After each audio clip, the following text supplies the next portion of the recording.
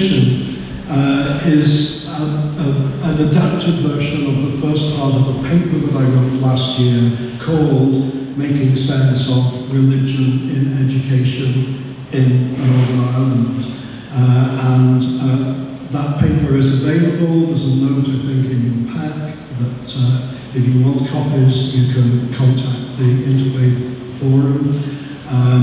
And there's also a short, abridged version of some of the historical details also in the pack. But I'd like to start just by saying, I'd like to set out a few of my own key principles about the role and purpose of religious education. I think there's a lot of public ambiguity about, so I'm trying to change the PowerPoint, but it's not changing. There it is. There's a lot of public ambiguity about what the purpose of religious education is. A lot of people remember what they did in school. A lot of people remember it possibly not as a very interesting subject. And I think that impacts on people's attitudes to how religion is taught. I have a number of key principles that I try to apply to the whole idea of religious education. I often quote when I'm talking to students the UNESCO 4 pillars of education. You may know these: learning to know, learning to do, learning to live together, I think that's such an important one, and learning to be. And it seems to me that religious education fits into those in so many ways. We're advised from all the recent legal statements that religious education should be objective, critical, and plural. People are talking about calling religious education religion and worldviews education, or some parts of the UK have now started to call it religion and ethics, and there are other variants as well. And another principle, a final brief key principle of mine, is that being able to include people, children, people of all ages, in learning about religion is so much better than giving them the option to opt out. And I hope that that is something that will cease to be so important as it has been. So a little bit on the background, the historical background.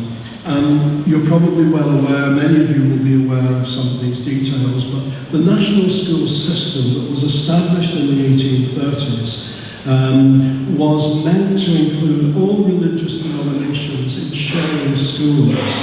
And religious teaching was kept, and it was religious instruction, that was clear in those days, was kept outside the main school day. So as to encourage people to come together. That system worked for a little while, but ultimately it failed, and denominational schools prevailed. And into the 20th century, that continued through various periods. In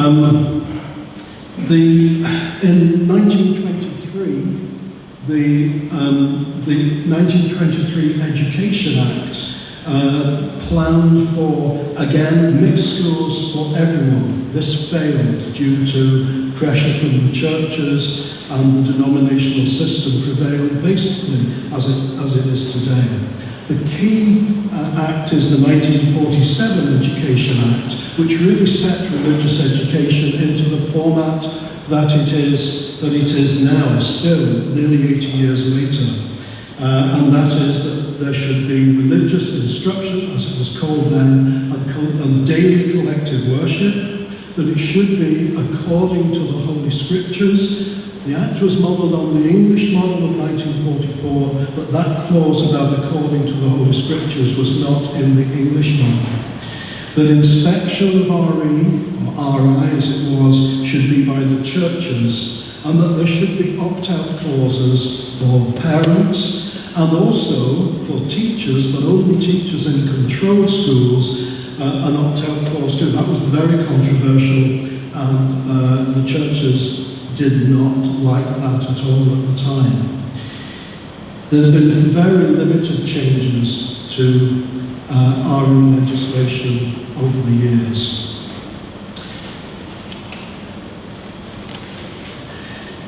The 1989 Education Reform Order changed religious instruction to religious education. And as Edwin referred to, a course syllabus was to be prepared. The legislation said by persons having an interest in the teaching of RE, but the education minister at the time decided that that should be a role for the churches, by which he meant the four numerically largest Christian denominations. This was to be approved and was approved by the Department of Education, despite some of the protests that Edwin mentioned, and indeed reservations even from the Minister of Education, the Direct Rule Minister at the time. In 1993, the first course syllabus appeared.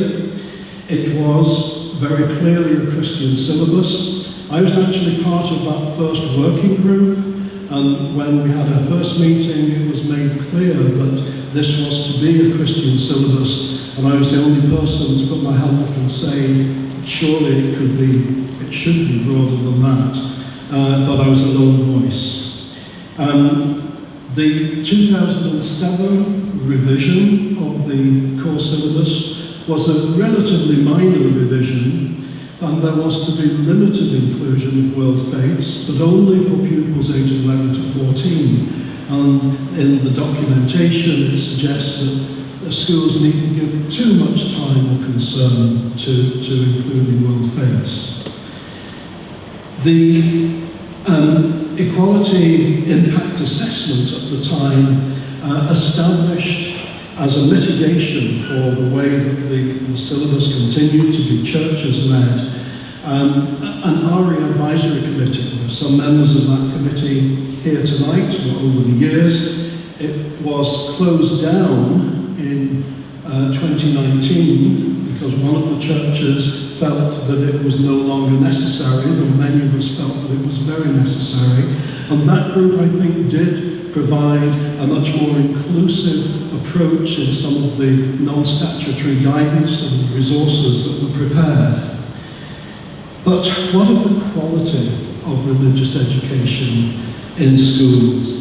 I would suggest that despite some excellent teaching, I've no doubt about that, in quite a few schools, overall the teaching of religious education is very variable. I think perhaps especially in the primary years. In some schools, I suspect it's barely taught. In other schools, outside agencies are brought in to teach or to provide resources, and we've heard fears of proselytizing arising from that. And there's still no professional inspection of RE. It's still down to the churches, but it doesn't really happen very much. And the Protestant churches, actually, to be fair to them, have requested over many years that there should be professional inspection of RE. New factors are very evident. We're an increasingly cultural and ethnic community with much greater religious diversity and belief diversity than previously. We also have many more people who would declare themselves not to be religious these days. And so this seems to raise a question to the way in which religious education is taught and the way that the course syllabus is designed. We've had some influence in Northern Ireland from very different practice elsewhere in the UK and in other countries, but it's not been very significant in terms of its effectiveness in Northern Ireland, the greater diversity of the way it's taught elsewhere. And there are other factors that have impacted on religious education, the growth of integrated schools, where there's a shared environment for intercultural learning.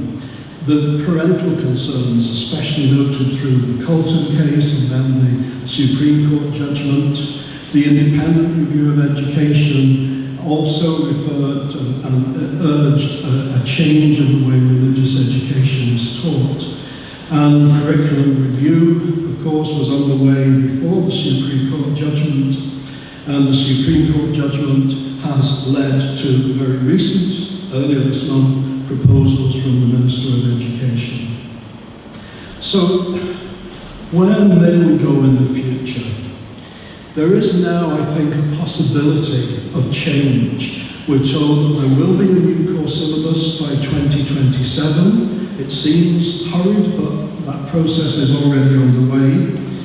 There is the promise of professional inspection, which many people have welcomed at last, bringing RE into line with other subjects. But I want to suggest, do we need to change the legal structure behind religious education? Can we change it so that there is clearly going to be a much more broadly based content and approach? A broader involvement in the way the syllabus is written. Should we, for that, remove that Holy Scriptures clause, which seems to contradict the critical, plural and objective ideal? And can we do something about the close link that there has been with collective worship? Can we disengage that link? Can we perhaps turn worship, which should be a voluntary act, into times for reflection, which are inclusive? And can we do, as is being discussed in England at the moment, can we bring RE not to the edges of the curriculum, sitting outside as though it's something different, which in many ways, sadly, it is? Can we bring it into the curriculum? They're discussing that in England at the moment, and I think I would certainly welcome that possibility. So, I'm suggesting that we can or we should be trying to build new, inclusive, much broader inclusive partnerships. That we should urge schools to do RE together in the concern to develop shared education, which I've been very involved in throughout my career in different models. Can we now encourage shared religious education?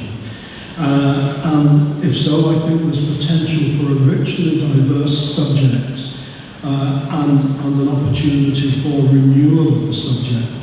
And my fear is that if we don't get these things right, we'll maybe lose RE altogether because the pressures for change will become too great. There are many more ideas on this in the pack that you've all received, you should have received when you came in. And some summaries and documents, and you can contact us. Just as Edwin rings the bell, I'm going to sit down, not before time. Thank you. Thanks you very much.